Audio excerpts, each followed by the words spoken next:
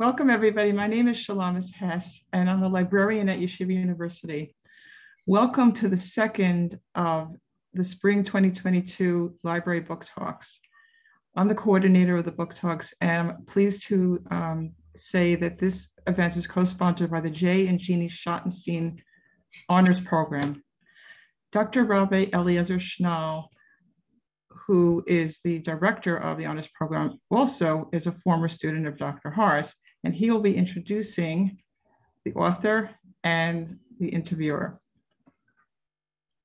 Thank you, Shalamis, and to the whole crew at the library for helping to facilitate this terrific event.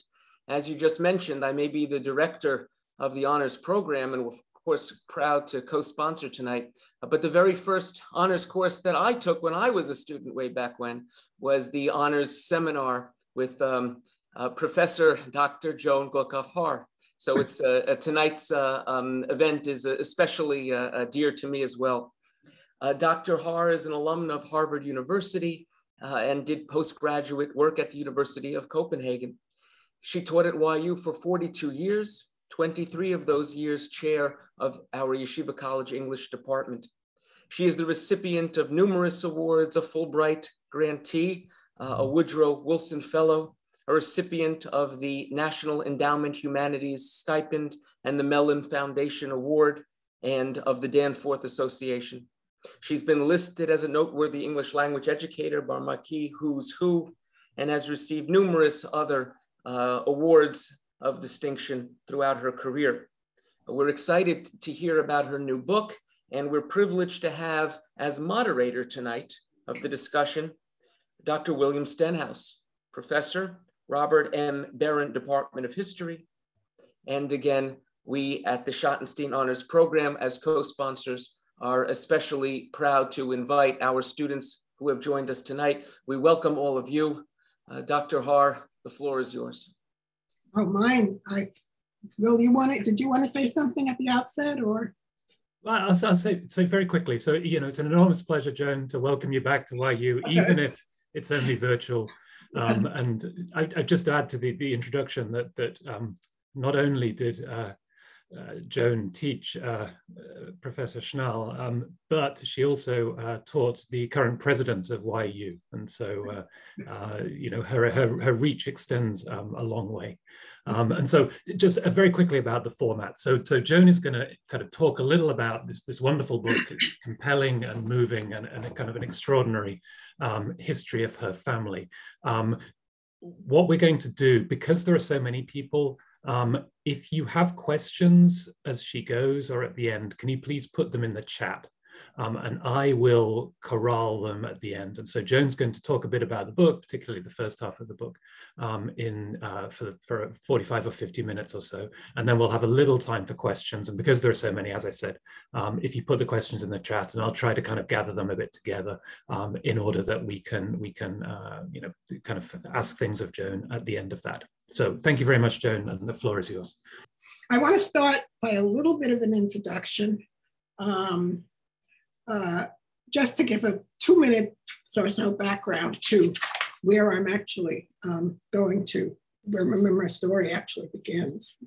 You all know that World War I occurred between 1914 and 1918, and it was followed in Germany by the Weimar Republic, a democratic republic, which was a tremendous cultural success, but a great economic and political failure. And it was a failure for a number of reasons, in part because of the high reparations that had been required of Germany by its former enemies after the First World War, in part because of the inflation that occurred during the 1920s.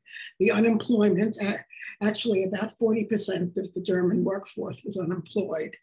There was a tremendous amount of crime, and what we know is that, of course, there were these growing pockets of fascism, which, while small at the beginning, did grow with all the troubles. President Hindenburg was actually the second president of the Weimar Republic. He was elected in 1925 after his predecessor, named Friedrich Eber, died suddenly.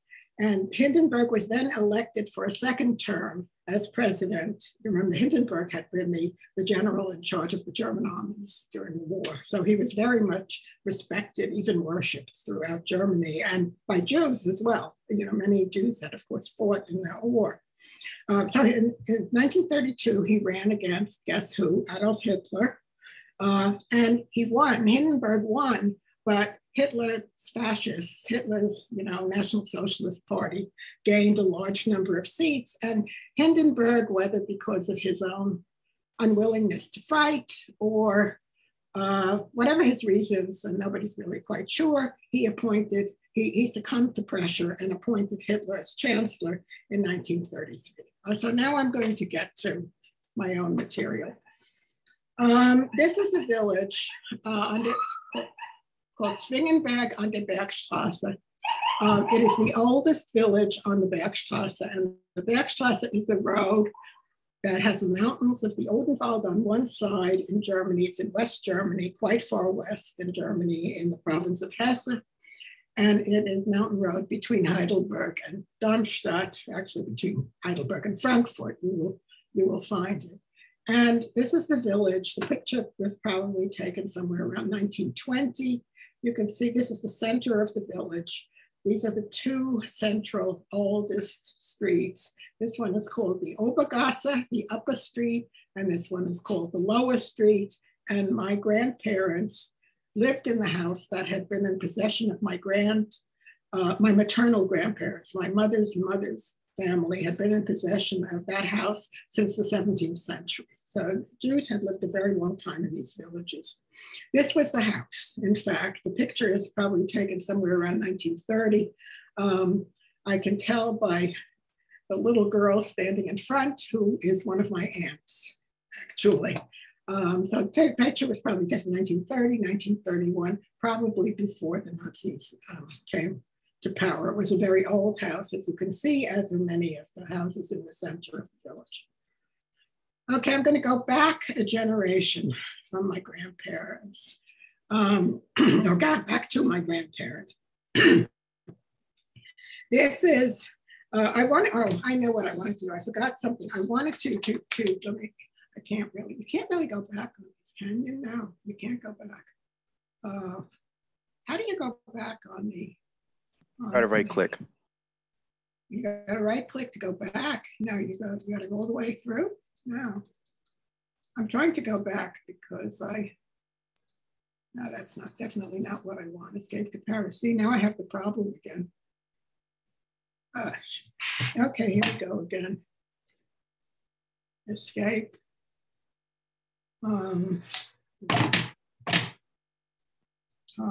Anyway, well, let me say something about Zwingenberg. I don't want to slide up. Is there any way I can, an easy way to get rid of this slide?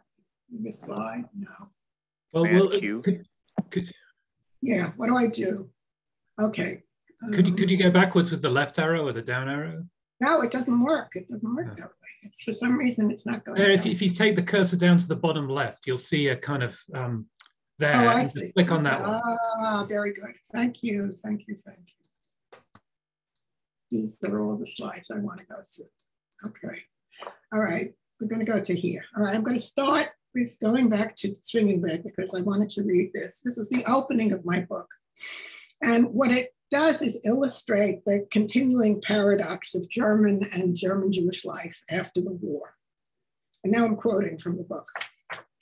A few days before her death, having spent the past 3 months in a Bronx nursing home, my mother suddenly blurted out, I want to go home. Home, I asked. Where is home? Zwingenberg, she said. I want to go back to Zwingenberg, naming the small German village of her birth that she had left in 1930, 70 years earlier, and to which she returned for only a few brief visits in the early 1930s. But in 1962, visiting Europe for the first time since she left Europe in 1937, she made an afternoon stop at her old village. Exiting the train, she walked from the station toward her childhood home. Hesitating to ring the bell, she continued down the street towards the opposite end of the village. There she met an old schoolmate whom she recognized and who immediately recognized her. He greeted her warmly, told her that other classmates still lived in the village, and offered to lead her to the house of one of her old girlfriends.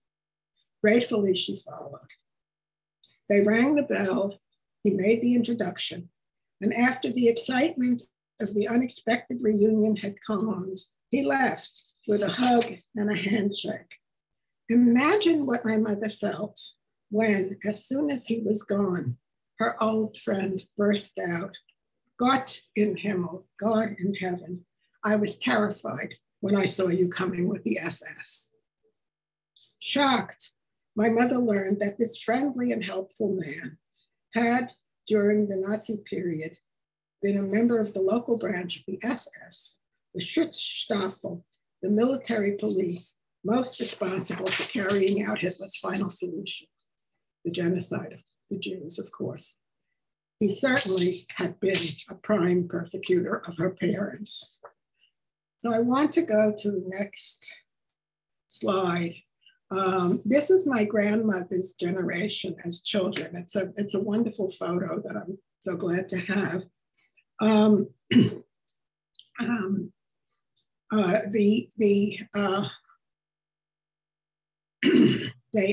The children's name is 6 Rodense's children. The family name of my grandmother's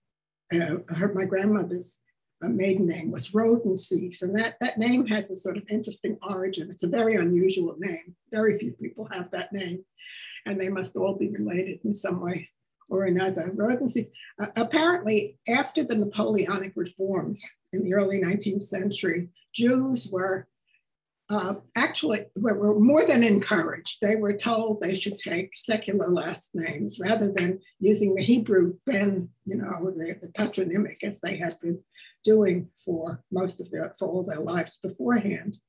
And there are 2 recorded accounts of how that name Rodense's came to be.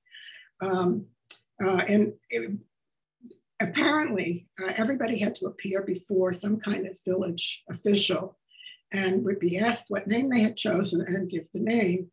And my ancestor, whether because he was a wise guy or because he was so confused he didn't know what to do, had answered Rodense's, which means you guess. And so they put that down. So it really means you guess it. That's what the name means. And most last names are, of course, either professional names, occupational names, Kaufman, salesman, Goldsmith, or local names like Frankfurter, Hamburger, Berliner, they're last names of Jews. Grünebaum, Grünbaum, which is a green tree, Goldberg, Gold Mountain, and so forth and so on. So these are the children, and I'll tell you very briefly what happened to them. This was the oldest. Her name was Lena, and she died in 1932 of cancer. So she never saw the Hitler years. She died fairly young. She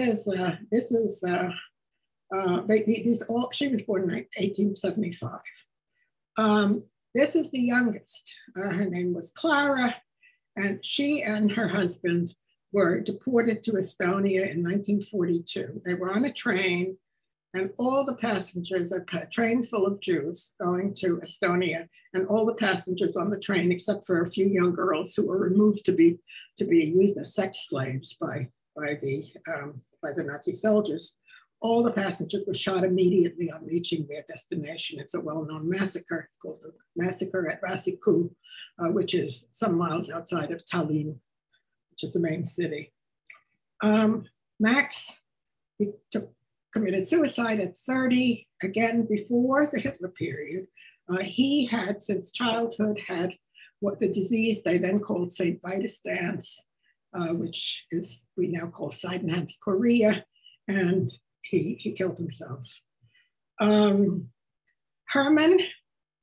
is, you can see he's a typical young boy. His older sister is stilling his hand because of course in those days you had to stay quite still for photographs. His older sister is named Betty. She changed her name to Betsy after she immigrated to America. She was the only one of the 5 who went to America, and she was a very, very forceful, rather domineering person always. She went by herself at the age of 18. She sailed from Hamburg to New York and lived her life in New York. So she became, to those who succeeded in escaping, she became the family matriarch. And that was, of course, most of my aunts and uncles. And then this little one here who looks terrified is my grandmother, whom you'll hear more about later, Martha. Here they are as slightly older people, Herman in his military uniform, my grandmother, Martha, Betty, with a photo that was undoubtedly taken in America, and Clara, the youngest, who was killed in Estonia. Okay. This is the Jewish families, the Jüdische Familien in Zwingenberg. They're the Jewish families in Zwingenberg. I don't know how much I'm not on, am I on slides? No, I should be on slides. Well, yeah, no, okay, it is. Well, no, Joan, it's fine if you just go back to the okay, that's what I'm doing. Yeah. Okay, they're numbered. They're quite small, but you can see Familienschacht is number 4. That was my family. The house where they lived was here. The synagogue is here, and you can see that there are 11 families living within the village. And there are another 4 families who live in the outskirts. They are listed separately because this is sort of the interior village here. Jewish families have lived in Zwingenberg for about 600 years. And they were quite assimilated. As were most of the families, the rural families tended to be more assimilated than urban families. And also the families in the province of Hesse, where they lived, were more assimilated than most. What that meant was that they moderately followed religious practices. They celebrated the Sabbath and the holy days in the local synagogue, if there was one, but it was not a very strict religiosity. They performed, of course, the standard communal rituals of bar mitzvahs, weddings, and funerals, and they usually kept kosher. If a village didn't have a kosher butcher, there would be one in the village next door. One family ritual that my mother described with great amusement was that each year before Rosh Hashanah, in honor of the coming new year, my grandfather's father, my great-grandfather, would take his annual bath. This was in a large tub, which had been moved to the occasion to the front yard of his house. And while his wife and children ran back and forth to fetch water that was boiling on the kitchen stove in order that he would have a constant temperature, he would shout nonstop through the whole bath, terrified that this unnatural immersion in water would cause him to catch cold and die. Yet despite the baths, he lived to the age of 95, long enough that his last years were spent under the Nazis. Okay, and this is him. This is my great-grandfather on my father's side. They did not live in Zwingenberg. They lived in a small village nearby. But what's amazing about this picture is that if you look at the quality of the photograph, you can see that it's a professional photo. The Nuremberg laws were passed in 1935, and they were more and more harshly enforced, of course, against the Jews. Nuremberg laws laid out all the restrictions on the Jews. So that the Jews in Germany were increasingly banned from all aspects of economic and social life. Yet that same year, in 1935, a popular illustrated weekly magazine published on its cover this picture of my 92-year-old great-grandfather sitting in front of his house, placidly smoking the traditional porcelain pipe with the title, Ein echter Odenwalder Bauer, a true Odenwald peasant, So that this old Jew was held up as a symbol of, a racially authentic German, an Aryan German. They didn't know. And again, that's so ironic because of course there was no difference in appearance. Okay, now we have my grandparents. So this is my grandmother, Martha, and my grandfather, Moritz. And you can see Moritz when he was in the army. I'll talk about that in a minute. They were married in May 1911. She was 26, which is probably a little on the old side. He was 28. Probably it was an arranged marriage because it can't have been easy finding suitable Jewish partners in these small villages. He came to Stingenberg to open a butcher shop. His father had a butcher shop. He wanted his own butcher shop. But what happened 3 years later from 1911? The war, of course. He was drafted, as were all German young men, into the Kaiser's army, and he was sent to fight on the Russian front. He was wounded and captured by the Russians in 1917. He spent more than 2 years in the Russian military prison, and he returned home only late in 1920. And here he is. A picture was taken. He sent a picture from Riga in Latvia, and because it's identified as such, a photographer from Riga in his army uniform. So what did he get for this sacrifice, this service? He got 2 Iron Crosses awarded for military bravery, and his right hand completely shattered with the fingers blown off in part by shrapnel. Well, there's a story attached to those Iron Crosses because later in the 1930s, when it became impossible for the Jews in Germany to do any kind of business, to have any kind of business or to purchase anything, because they were only permitted to purchase from Jews. And of course, Jews had nothing to purchase. They were desperate for money, and he sold his Iron Crosses. A local pharmacist had asked him if he would sell them. My grandfather said, yes, I will. The local pharmacist then put them up in his pharmacy as if he had won the Iron Crosses. Okay, these are their children, the 5 children.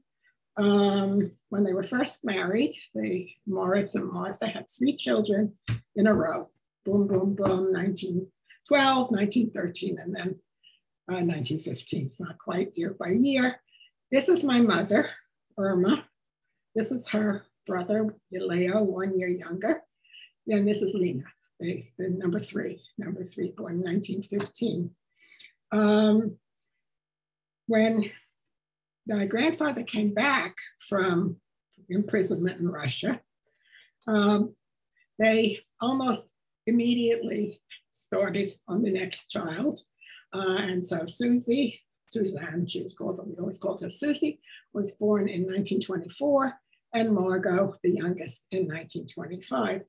At which point, my grandmother's oldest sister, Lena, remember the oldest one who lived next door, took matters into her own hand, and she banished my grandfather from the bedroom.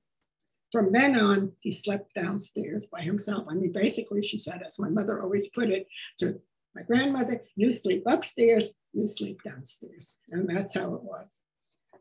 Okay, I want to talk a little bit about assimilation of the Bergstrasse Jews.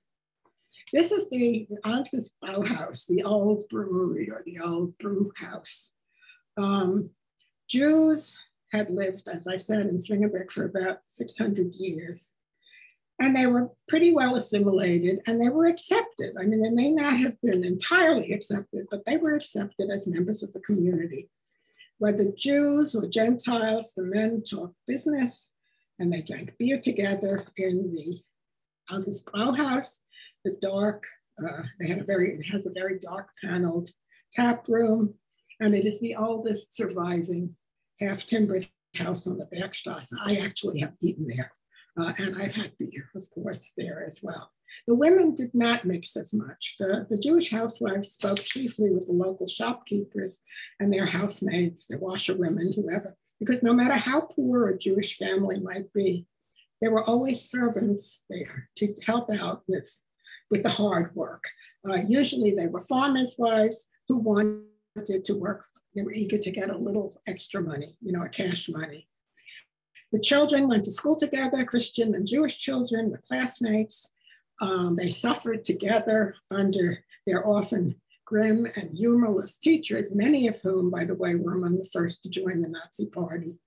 And they played together after school. So I want to switch to the synagogue and the cemetery. This is the new synagogue before it was damaged. It was not destroyed in 1938, before it was damaged by, which I will talk about that, the night of broken glass, the Kristallnacht. But the synagogue is called the New Synagogue, and it was built during the early 1900s, somewhere around 1901, 1902. It was, and in 1933, the synagogue had 40 members. The old synagogue, the initial synagogue had been built in the 1860s, and this one replaced it.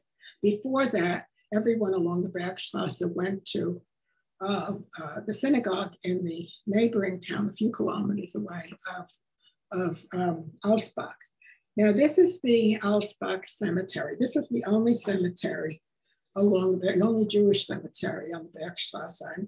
The sort of separate and not quite equal relationship of Jews and Christians in the old villages along the Bergstrasse is kind of symbolized by their cemeteries. Of course, the Christians were buried in the churchyards within the villages, but all the Jews from the towns and villages along the Bergstrasse found their last resting place in this cemetery. It was isolated, but it was well tended.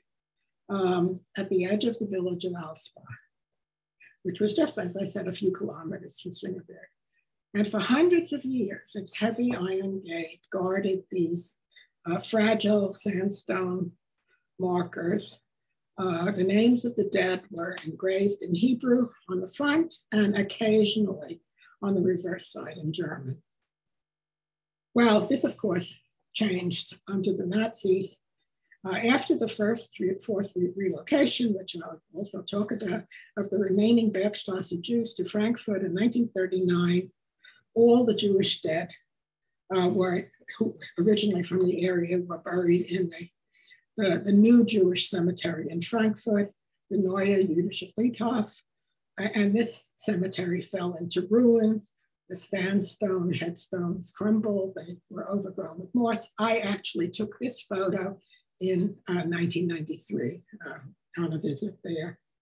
But recently, there's a big change. The graves have been mapped. The cemetery has been restored by a local organization that is devoted to memorializing the area's vanished Jews in many ways. Okay, this is a school picture of my mother from the start. It's called the Höhere Töchterschule, the higher girls' school or daughters' school in the other town of Bensheim.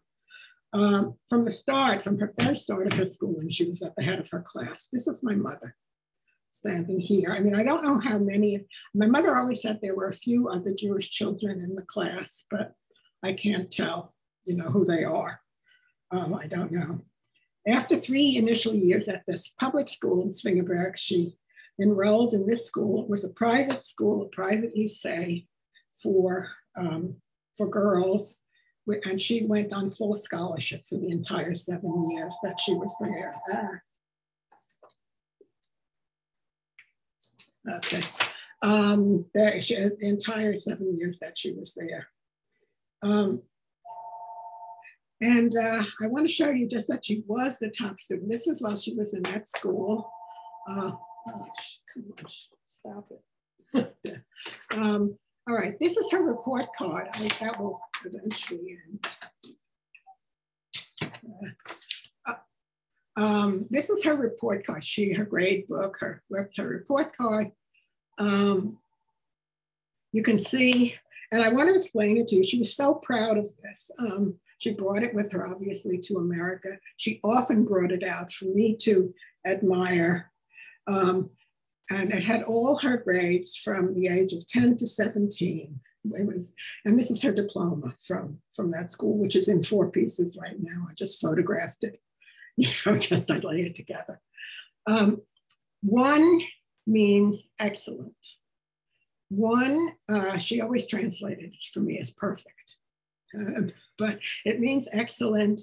2 means very good. As you can see, all her academic subjects, with the exception of geometry, are excellent. She got another 2 in drawing. She would get 2s in sewing. Obviously they had to do all those things. And she didn't have turning, she didn't have gym this term, but whenever she had gym, she got a 3. This was not her strong point, but this was one among her proudest possessions, my mother's. But she then surprised everyone. My mother, after she graduated from this school. This school was to prepare her to go to the university. And she decided after she graduated, she wasn't going to the university. She would have had to go prepared her to go to the gymnasium, so she could then go to the university. So after the gymnasium, you made the Abitur, which was the exam you had to pass in order to get to the university. And she decided no. And this is what she wrote. She wrote a little autobiography when she was in her 60s or 70s. I don't have the date exactly, but I have the autobiography. First, one after another, the children in Swingenberg, my mother and her older siblings left. They not only left Swingenberg, they left Germany. I remember this was only in 1929, 1930. For my mother. She was the first one. She was restless. She was eager to strike out on her own. And she responded to the first opportunity that came her way. And this is what she wrote. Easter 1930, I went to Saarbrücken. Now, Saarbrücken plays a big role in the book. So I'm not going to talk about it much more here. But many people don't know about the Saar territory. The Saar territory, where my mother lived between 1930 and 1935, and where one of her uncles lived as well, at one point 2 uncles, is right next to Germany. At that time, after the First World War, it had belonged to Germany before the First World War. It was continually being fought over by the Germans and the French. You see France is nearby. This is Lorraine, which is in France, of course, Alsace-Lorraine. The Saar, and after World War I, it was taken away from Germany, but it wasn't given to France. It was made an independent territory. So that, and with a plebiscite ordered by the League of Nations to be held in 1935. So, and they would decide, the residents of the Saar, the citizens of the Saar would then decide whether they wanted to go with Germany, whether they wanted to go with France, or whether they wanted to be independent. Anyway, my mother wrote, Easter 1930, I went to Saarbrücken. It was not very far. They probably lived there somewhere around here on the map. So it was a pretty close ride. This is a pretty big map. I wanted to have a vacation, be going to the Oberlyceum, the Gymnasium for Girls in Darmstadt, to make the Abitur, into which my cousins had talked me. But my uncle heard of an available job as a corresponding secretary responsible for writing and translating all correspondence to and from abroad at a cable car factory in Saarbrücken. I applied and got the job. Now I was going to make money.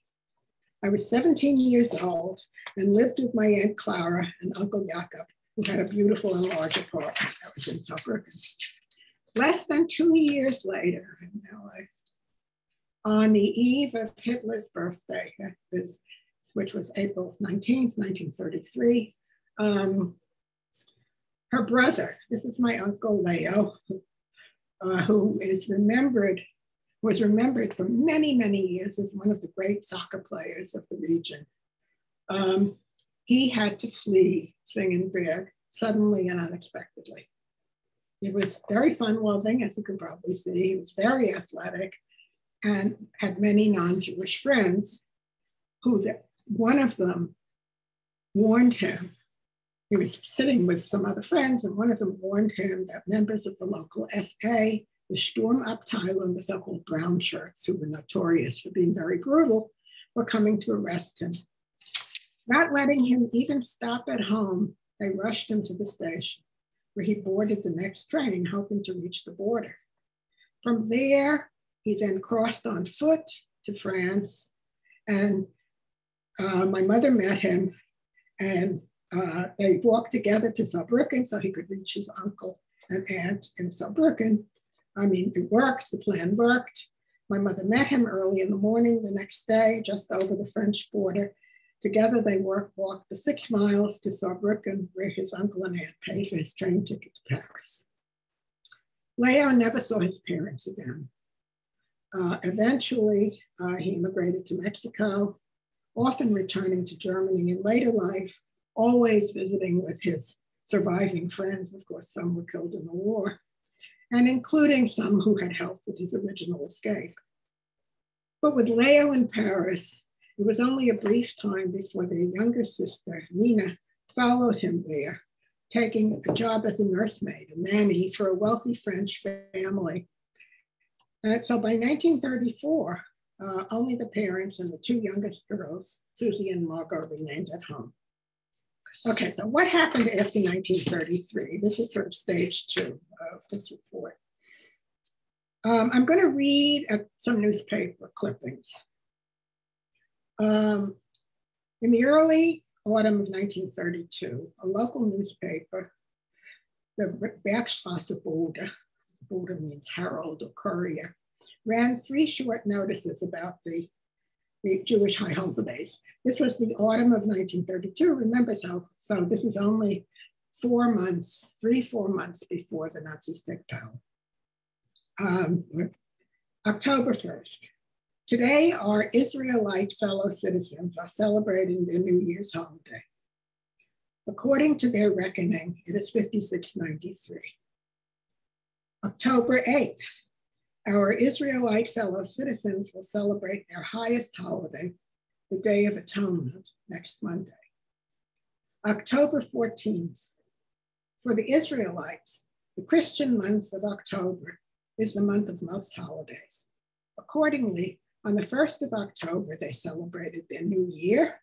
The first month of the Israelite year is called Tishri.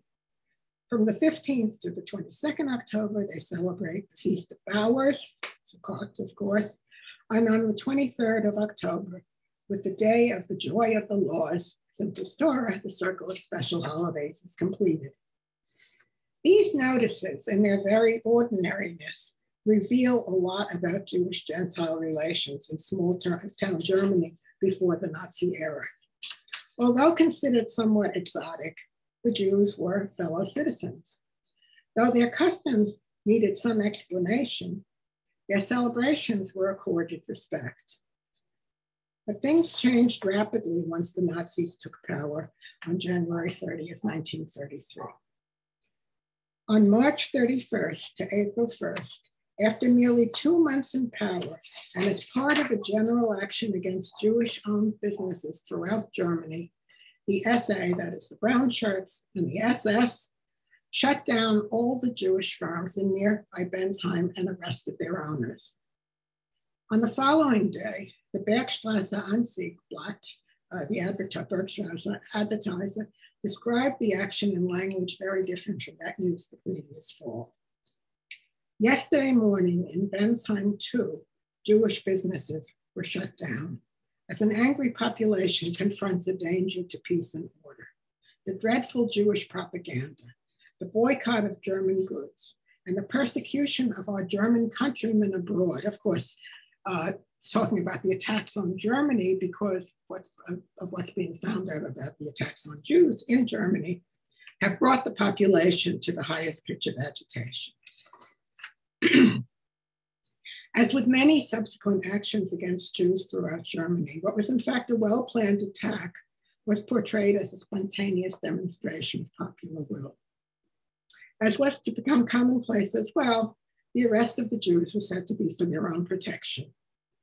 Even earlier, on March 11th, one of the newspapers quoted, one of the Bergstrasse Bode quoted Hitler's close associate, of course, Hermann Göring, who became the head of the Air Force later on, as the state of this is the quote, as the state of provocation against Jewish inhabitants is continually growing, there is nothing to do but place more and more Jews in protective custody. They are being brought to the district jail where they will stay. Throughout Germany, the number of Jewish businesses shrank rapidly. At the same time, Jews were being progressively banned from communal activities. Jews not wanted signs went up in shops, cafes, sports arenas, and swimming pools. An advertisement in the May 19th, 1934 Bergstrasse Bode reads, "Visit the swimming pool in Bensheim, a Jew-free family pool." In August 1935, 1 month before the passage of the Nuremberg Laws, the Zwingenberg Town Council passed the following resolution, which laid out new prohibitions against the Jews. Jews are forbidden, I'm reading the resolution. Jews are forbidden to immigrate to our community. The police will accept no more applications from Jews. Likewise, Jews are forbidden from buying new houses or properties within the village. Jews may no longer use the common village scales or the cattle stalls. This is also true of Jewish agents and commissioners. At this time, Jews and their agents are banned from leasing public lands and auctioning wood. Everything having to do with public property is denied them. Whoever of the German public has to do with Jews, either in business or privately, loses the right to the support of the community. Those who maintain contact with Jews will find no consideration regarding tax extensions and requests for other forms of public assistance. As you can imagine, police investigations of attacks on Jews were pro forma at best. On the other hand, anyone who violated, any Gentile who violated the anti-Jewish statutes was punished quickly, usually with fines.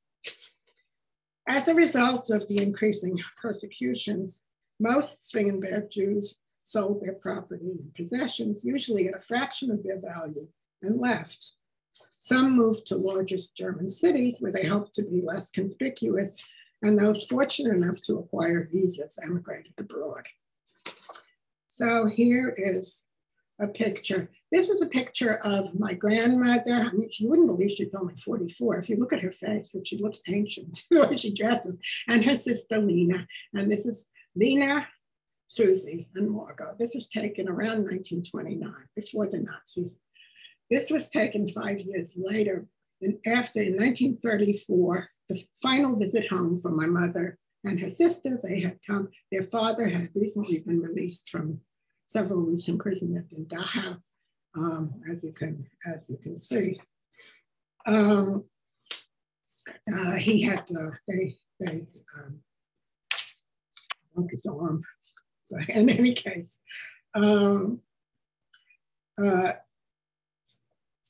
we knew very little, and we could only guess about their poverty and so forth and so on. Well, my mother, anyway, among the few Jews who remained in the village after 1935 were my grandparents and Susie and Margot. I remember Susie was born in 1924 and Margot in 1925. So you can see here, Susie would have been about 10 and Margot about 9, and that's 8 or 9. All right. Their experiences must be pieced together from a few hints in the letters and from later accounts, because all letters were censored. And the most important account is that given by my Aunt Susie, who in 1995, at the age of 72, and at the request of her, 95, she's 70, I guess so, 9. And at the request of her children, she recorded her experiences as an hour of oral testimony for for Steven Spielberg's Survivors of the Shoah Foundation. I think she was not 72 at that time. The two girls suffered daily humiliations. Barred in 1934 from attending their old school, they were sent instead to a Jewish school in Darmstadt, which was about an hour's train ride away. At that time, Susie was 10 and Margot 8. And Susie described their experience. We boarded the train every day, and the fear we had going on that train was just horrendous because we faced beatings every day. We faced being thrown from the moving train every day by children also going to Darmstadt who weren't Jewish. Once we arrived in Darmstadt, we literally ran a gauntlet from the train station to the school, and we were constantly menaced and beaten up. There were many times we wondered if we would get back home, what we would find when we got back home, because it was very tenuous. Now, the events of what were known as Kristallnacht had a serious impact on everyone. Kristallnacht is also called the Night of Broken Glass in English, and it is now called in Germany, it's referred to as the November Pogrom. And that loosely refers to the days immediately preceding and following November 9th, 1938. The events were ostensibly triggered by the assassination in Paris of a young German diplomat named was Ernst von Ott, by a 17-year-old Jew. According to a report of one Zwingenberg resident who was a boy at the time, who said, the campaign against the Jews that went through the whole of Germany also affected our community. On the 10th of November, 1938, there occurred brutish and violent demolitions of all the Jewish residences in the town, and pieces of furniture were set afire. Schoolboys smashed in the doors and windows of Jewish homes. And this is the day after Kristallnacht. This picture was taken, and you can see, this is actually the Marktplatz. My grandparents' home was somewhere along here. This house, as you can see, has been completely torched. It was burned out inside, and this one, it looks like too. And the people, not the Jews, I'm sure, but the Gentiles of the town are gathering around looking at what happened. So this is based on the description of my aunt, and it includes her description from her testimony to the Shoah Center. In the early hours of the morning of November 10th, at 5 a.m., they heard, my grandmother and family, heard the sound of breaking glass and rushed to the kitchen, which, like their bedrooms on the second floor of the house, which was built into the hillside leading up to the church. In her testimony, Susie described the following events.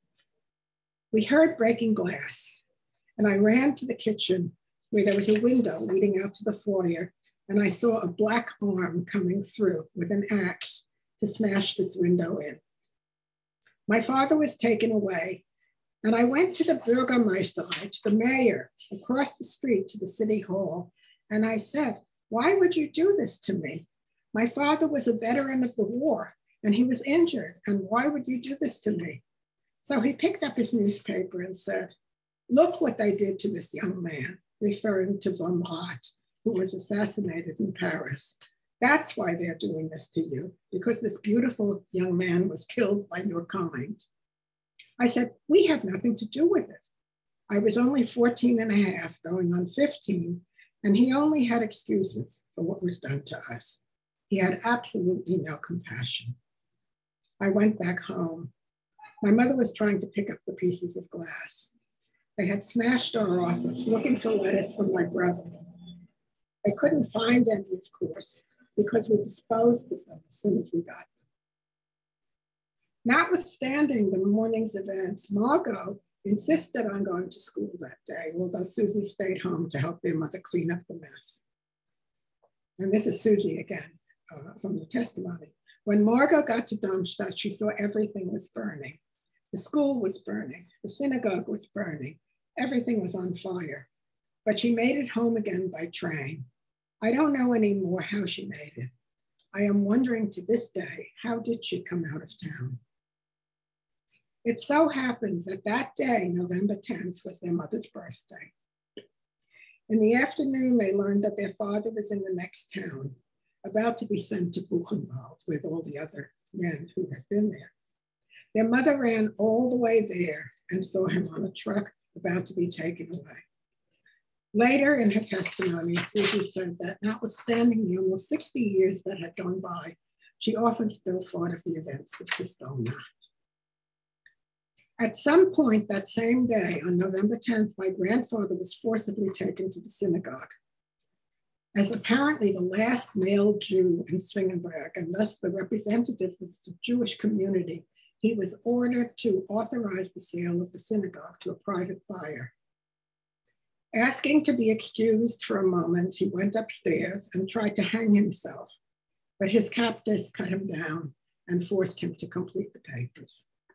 The following day, on November 11th, 1938, the sale announcement appeared in the Bergstrasse Anzeigeblatt. The local synagogue has been sold for 6,000 Reichsmark. The sale closing was recorded on December 15th, and my grandfather, who had just been released from Buchenwald, had to sign the papers.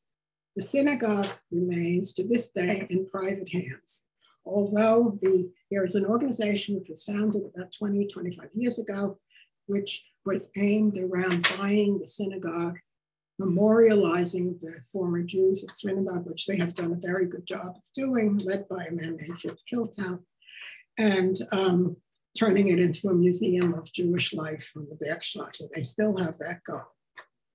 Well, Kristallnacht marked the end of their life and Jewish life in Zwingenberg. On February 1st, 1939, one day before— Joan, sorry to interrupt. Just at the end, I have one paragraph. Okay, all right, okay. Okay, one day before Susie's 15th birthday, when she would have become ineligible for entry into France, and with the help of the family in France, the girls were sent to their brother in Marseille. They never saw their parents again. Within several months, my grandparents were, like all the other remaining Jews on the Bergstrasse, relocated to the Frankfurt ghetto. That was the beginning of the end for them. All right, now I'm going to stop it just to say one last word. The rest of the book tells the stories of what happened afterwards to my maternal grandparents, to my paternal families, to all the families, to the victims, and to the survivors. But one thing I want to point out to you is that all of this occurred before the invasion of Poland, before the war had even begun or the final solution had been planned. And by the time they invaded the other countries, which they did, the Germans knew exactly what to do to make a country Judenrein, free of Jews. They had practiced on the German Jews. Okay, that's the end. Okay, Jen, thank you very much. Sorry to jump in. Sorry, it was just coming to yeah. Okay, how long did I take? I forgot to take it. Well, it's 8 o'clock now, and I know that some people— okay, sorry. Yeah, all right. So I've had a couple of questions already in the chat, so maybe I can start off by telling you those. They're kind of unrelated, but a couple of questions. The first one is about the letters. These are from Hallie Kanter. Okay. The first is about the letters that you looked at. Right. Was there ever a sense in those that did you get a feeling that there were euphemisms or code in the letters? Oh, of course. So that's the first question. And then the second question is about Kristallnacht. What evidence do you have about the non-Jewish neighbors from the letters that you had? I have no evidence about Kristallnacht from the letters because the letters were heavily censored. There was a censor's stamp on every single letter. So the people in Germany could not write openly. What they could say were things like, we knew, when they would say things like, Papa and Uncle Jakob have gone away for a little bit of time. And we knew then that they had been arrested. I mean, that's the sign that that they had, I don't want to do that. Okay, they had been arrested. They were in a camp in some way, but everything was very discreet, or they'd say something, who would have thought that one could live on so little, something like that one could live happily on so little. My Aunt Margot in France got a little more information. I don't know how. She was a child, but she was able to. She was very sensitive, and she was able to get more information. But no, nothing direct. And we didn't know. I didn't know what happened on Kristallnacht. There's been a little bit written about it in a book about the area, and then my aunt's testimony. And my Aunt Margot spoke somewhat about it as well. So some of that is in the book as well. Okay, great. Thank you very much. So any other questions? If you could type them in the chat, then that would be great. Perhaps I could ask a question about Zwingenberg. I wondered what your sense was, how typical it was as one of these small villages. I think it was very typical of the villages in Hesse, because that's been commented on by others, how integrated, how assimilated the Jews of Hesse generally were, more so than in many other places. And my mother said when she was growing up, there was really no sense that as a Jew, she was different. I mean, she had, many Gentile friends from school. Her school, I've been unable to find this out, but that school she went to in Bensheim, that middle school that she went to in Bensheim, may even have been a Christian school. I'm not sure, although it had Jewish students, as well. I looked up to try to find records of it. I couldn't find any. There's a new school there, but it's not related, at all. But now she said she had a very happy childhood, and that was, except for the fact that their father was gone for so long, and it was very hard on their mother. But okay, and another kind of maybe related question about the Saar region and whether the border there was easier to cross than elsewhere in Germany. The borders were easy to cross. The border to France was easy to cross, at that point as well. And my mother, I have a lot about the Saar territory in the book because my mother lived there for 5 years, and she was very much involved in the plebiscite, and fighting for so that the Saar would either go French or independent, because by 1935, of course, Germany was Nazi. Unfortunately, there was about a 90% vote in the Saar to join Germany. After that election, when the Germans were marching into the Saar territory, many Jews killed their children first and then themselves. There was a huge suicide epidemic in the Saar at that time. And the night after the plebiscite, the trains to France were packed. They ran one after the other with people, usually leftists. There were a lot of communists in the Saar territory, a lot of people who saw it as a free place, as a place where they could. It was like they called it the Little Paris. The Saar. It was very beautiful. There was a lot of culture. My mother loved it. She loved living in the Saar. She always said if she couldn't live in Paris, which was of course her number one choice, she wanted to live in Suburb, which was the town where she lived in for those 5 years. And I think for her, those were the happiest years of her life, actually. But my mother got out too. That's all. I mean, all of that is in the book. I've only really in this talk covered the first part. I sort of set the setting because I think so many people do not know what happened in Germany. The stories that are most often told are, of course, the horrible stories of the German occupations in the occupied lands, and what happened to the Jews, who were immediately rounded up very often and sent to the camps almost immediately. But that was not the case in Germany. It was a slow process, and only the people who saw the future were the people who got out fast. They got out early, and they were mainly young people. Older people didn't leave. They had the stake in the community. They didn't leave and they didn't try to leave until it was too late. So many of the people who were killed were young children, and many of the Jews in Germany who were killed were young children, often their mothers, and if the fathers had gotten out and tried to set up a stake somewhere else. So it was a very different story. And it really struck me how how this was, in a sense, a test. This was the Germans' practice, for what they were going to do. It didn't come to them right away. They learned slowly what they were going to do about the Jews. This was not the immediate response. Right. And there's another question kind of about Zwingenberg, and Josh Zimmerman wonders whether, within your family memory or family history, are there any people from the village and non-Jewish neighbors who the family remembered as showing sympathy in this? Oh, definitely. And believe it or not, they were the communists. Of course, the communists were as anti-Nazi as anybody. And the people, and there were quite a number of communists in the village.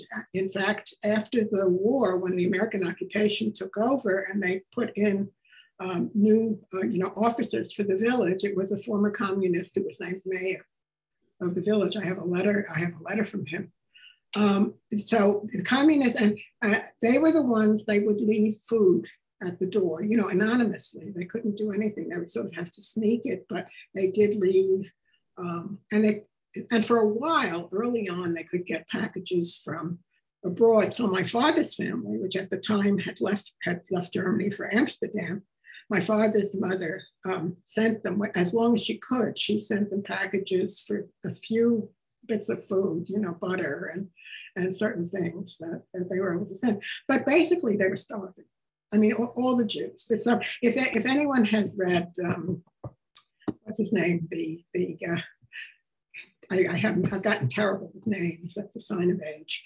But the one who wrote the 2 books about living in Germany, they have very famous books. I have them right here. Let me just look. I'll do this.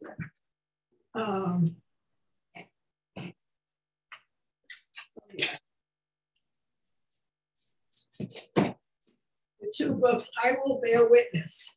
I Will Bear Witness by Victor Klemperer. He's the brother of the famous conductor. And he talks about, even though they lived in Berlin, they were starving. I mean, his wife was not Jewish, so he was saved in a sense as being married, to a non-Jew, but they couldn't buy. They were just starving, and he could get nothing. He got no rations. She got some rations, but there was, and as the war went on, of course, they became more and more deprived of everything. Yeah, they were really deprived of everything. We didn't hear it directly, but my Aunt Margot wrote in one of her letters when she was a child. She was living in Marseille. She had been sent to my brother in Marseille. She wrote in one of her letters that when the parents were sent to the ghetto in Frankfurt, she said, at least then our father will be able to go out. He can no longer go out as he is tortured every day by this one man. She gives the name. I've identified who the man was, who presumably was, one of Hitler's in one of the groups. So that, they had a terrible time, but they couldn't write about that openly.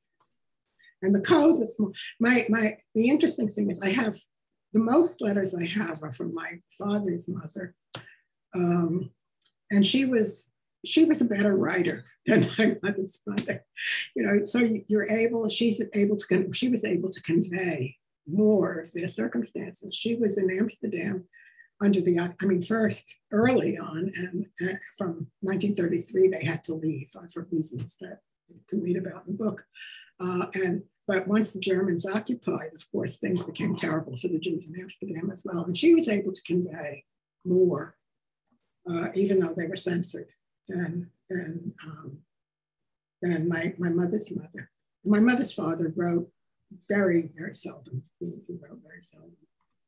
But so there are letters from the children. I discovered when after my mother died, she never wanted me to have them. First of all, they were in German, so I couldn't read the German script. I could have read them if they were transcribed, and I had to have them transcribed into type. But if you've ever seen old German script, you know why I couldn't read them. It's like scratches.